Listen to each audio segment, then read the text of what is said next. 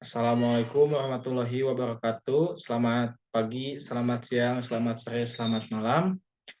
Kami di sini dari kelompok 5 akan mempresentasikan tentang green business pada Adidas dan greenwashing pada PT Aqua Golden Mississippi.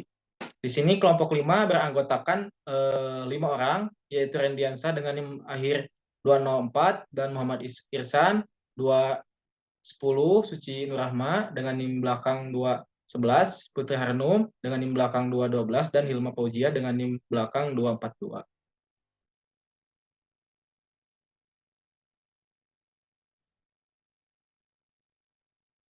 Assalamualaikum warahmatullahi wabarakatuh. Sebelumnya perkenalkan, nama saya Muhammad Irsan dengan NIM belakang 210. Untuk selanjutnya di sini ada masalah lingkungan, yang dimana masalah lingkungan itu adalah aspek negatif dari aktivitas manusia terhadap lingkungan biofisik. Environmentalisme, sebuah gerakan sosial dan lingkungan yang dimulai pada tahun 1960. Pada penempatan masalah lingkungan melalui advokasi, edukasi, dan aktivisme, masalah lingkungan terbaru saat ini yang mendominasi mencakup perubahan iklim, polusi, dan hilangnya sumber daya alam. Gerakan konservasi mengusahakan proteksi terhadap spesies terancam dan proteksi terhadap habitat alami yang bernilai secara ekologis. Selain itu juga untuk green business, menurut Business New Daily, bisnis hijau atau bisnis go green adalah usaha yang tidak hanya berorientasi pada keuntungan. Bisnis ini juga berfokus pada dampak lingkungan perusahaan. Hal ini bisa dilakukan dengan penekanan penggunaan bahan bakar, pengolahan limbah, dan lain-lain. Menurut Mutamimah dan Siatimah 2012, green business adalah sebuah aktivitas baris yang membuat input, bahan baku dan penolong yang dimana menjadi output, barang dan jasa, dengan mengutamakan keseimbangan antara keuntungan ekonomi, sosial, dan lingkungan. Yang selanjutnya di sini ada greenwashing, yang dimana tes target mendefinisikan greenwashing sebagai praktik membuat klaim yang tidak berdasar atau menyesatkan tentang manfaat lingkungan dan suatu produk perusahaan. Menurut Chen, greenwashing adalah aktivitas pemasaran yang dilakukan perusahaan dengan mengatasnamakan produk ramah lingkungan, yang dimana tujuannya itu untuk membentuk persepsi konsumen bahwa perusahaan telah mempromosikan produk yang sustainable, padahal mereka tidak melakukannya. Baik, sebelumnya perkenalkan nama saya Suci Nurama Azdianisa dengan NIM akhir 211.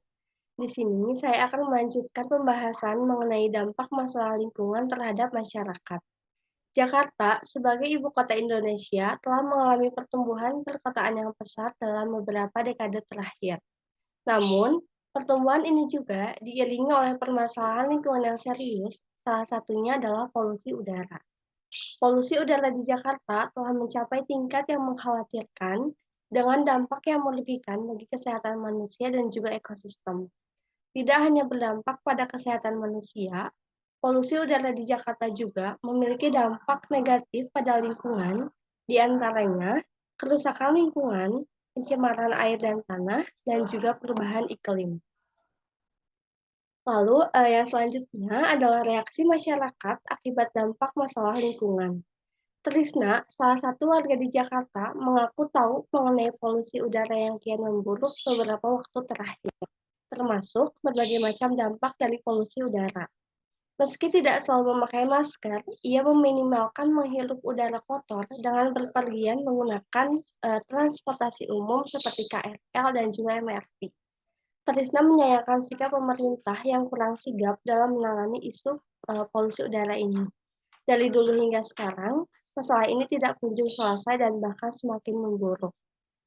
Mungkin cukup sekian yang bisa saya sampaikan, nanti akan dijelaskan oleh rekan saya. Terima kasih.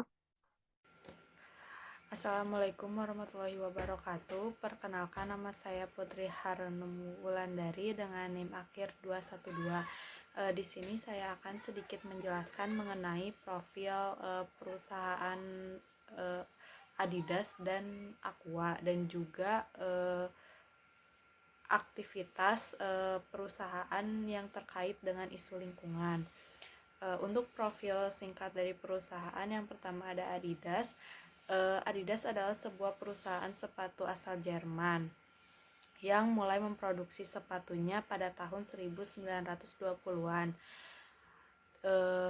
dan rancangan baju dan sepatu perusahaan ini biasanya termasuk 3 strip paralel dengan warna yang sama dan motif yang sama digunakan sebagai logo resmi dari Adidas. Adidas adalah perusahaan pakaian olahraga terbesar di Eropa dan kedua terbesar di dunia setelah Nike.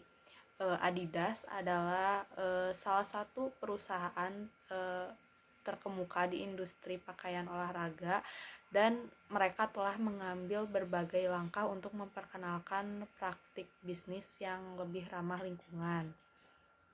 Lalu untuk selanjutnya ada perusahaan Aqua. Perusahaan Aqua ini didirikan pada tahun 1973 oleh Bapak Tirto Utomo sebagai produsen pelopor air minum dalam kemasan di Indonesia.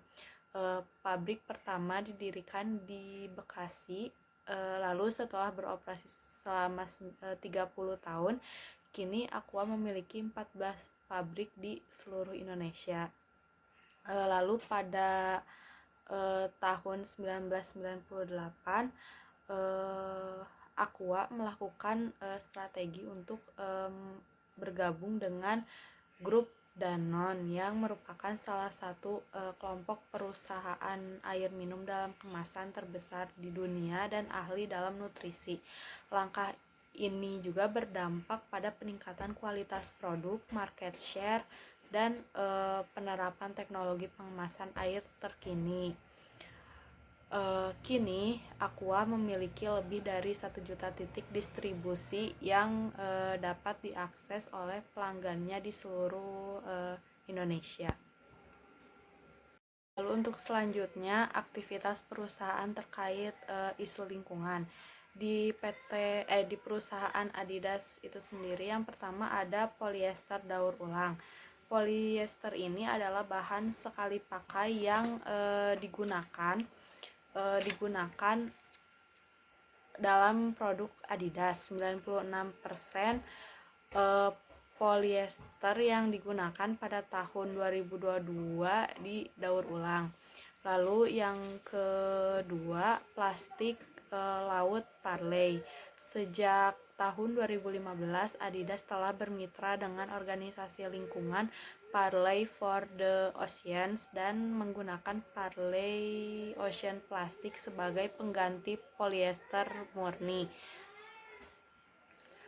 Parley Ocean Plastic merupakan sampah plastik yang dikumpulkan dari pulau-pulau terpencil, pantai, komunitas pesisir, dan garis pantai sehingga tidak mencemari lautan.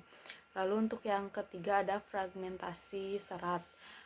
Adidas adalah salah satu pendiri The Microfiber Consortium yang telah mengembangkan metode pengujian untuk menilai pelepasan serat yang bertujuan untuk memberikan saran kepada industri tekstil mengenai mitigasi dampak fragmentasi serat. Lalu untuk perusahaan Aqua ini yang pertama, perusahaan melakukan eksploitasi mata air milik penduduk lokal sebesar 48%. Pengambilan air di Sukabumi dilakukan oleh 3 perusahaan penghasil produk terkemuka, yaitu Aqua, Pocari Sweat, dan Indomilk. Yang kedua, take all and give nothing, it's all about money. Lalu untuk yang ketiga, 100% botol daur ulang tak sama dengan 100% botol plastik daur ulang. Indonesia menjadi negara keempat pengguna botol plastik terbanyak di dunia.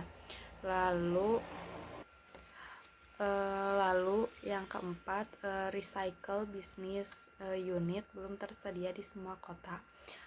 RBU ini hanya ada 6 buah dan hanya ada 4 di kota, yaitu Tangerang Selatan, Bandung, Bali, dan Lombok. Lalu yang terakhir, yang kelima, meningkatkan emisi transportasi. Sekian yang bisa saya sampaikan. Terima kasih. Assalamualaikum warahmatullahi wabarakatuh. Perkenalkan, nama saya Hilma Fauzia dengan NIM 5111201242. Selanjutnya ada Green Business Adidas. Beberapa inisiatif dan praktik bisnis hijau yang dilakukan oleh Adidas melibatkan berbagai sektor, termasuk produksi, desain produk, dan pengelolaan rantai pasokan. Yang pertama ada bahan berkelanjutan. Adidas berkomitmen untuk menggunakan bahan-bahan berkelanjutan dalam produk-produk mereka. Mereka mengembangkan sepatu dan pakaian dari bahan daur ulang, seperti plastik laut yang diolah menjadi serat tekstil. Dan yang kedua ada pengurangan limbah. Adidas telah berusaha untuk mengurangi limbah produksi dengan mendaur ulang dan mengelola limbah dengan lebih efisien. Baik, selanjutnya ada inovasi desain, di mana perusahaan ini terus melakukan inovasi dalam desain produk untuk mengurangi bahan baku dan limbah. Teknologi seperti 3D knitting digunakan untuk menghasilkan sepatu dengan jumlah limbah yang minimal. Kemudian selanjutnya ada pengurangan emisi karbon, yang dimana Adidas telah mengumumkan komitmen mereka untuk mengurangi emisi karbon dalam operasi mereka. Selanjutnya ada pengelolaan rantai pasokan. Adidas ini memperkenalkan program untuk memastikan bahwa rantai pasokan mereka bisa memenuhi praktik-praktik yang berkelanjutan. Terima kasih. Baik, sebelumnya izinkan saya untuk memperkenalkan diri terlebih dahulu. Nama saya Rendiansa dengan NIM akhir 204. Di sini ada greenwashing PT Aqua Golden Mississippi. Aqua berhasil melakukan upaya greenwashing dalam peluncuran kemasan berukuran kecil 220 mili yang jelas-jelas bertentangan dengan Permen KLHK soal peta jalan pengurangan sampah karena berukuran di bawah 1 liter.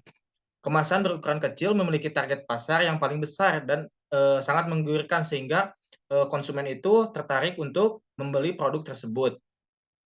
Selanjutnya di sini ada persoalan utama dari kemasan kecil, yaitu mereka terbuang dan tidak termasuk akan siklus daur ulang, sehingga walaupun tidak menggunakan selpe, badannya yang dibuat dari PET yang mudah didaur ulang, pada akhirnya akan hilang, tercecer di laut, di sungai, dan di tempat yang lainnya. Sebagai produsen air minum dalam kemasan, Aqua menjadi produsen sampah terbesar di Indonesia.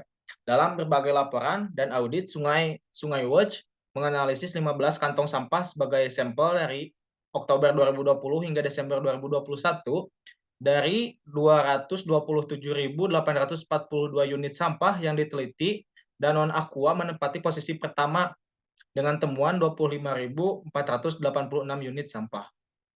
Mungkin itu saja yang dapat saya presentasikan.